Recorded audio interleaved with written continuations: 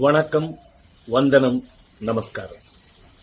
நான் தெலுங்கு நடிகர் ராஜேந்திர பிரசாத். 2 நாளுக்கு முன்னாடி இந்த ஊர்ல ஒரு ஃபங்க்ஷன் நடந்தது. அதுல பழைய நடிகர் காந்தாராவ் சார் அவார்டு எனக்கு கொடுத்தாங்க. அந்த ஃபங்க்ஷன்ல பேசும்போது நான் சும்மா அப்படி ஜாலியா பேசும்போது தமிழ் சினிமா கடவுள், என்னுடைய ஒப்பீனியன்ல தமிழ் சினிமா கடவுள் எம்ஜிஆர் சார் பத்தி சும்மா ஜாலியா பேசும்போது ஒரு வார்த்தை மிஸ் ஆயிட்டு வந்துருச்சு. அது இப்போ யார் பண்ணாங்க தெரியாது, வேணும்னு பெருசு பண்ணி விட்டாங்க.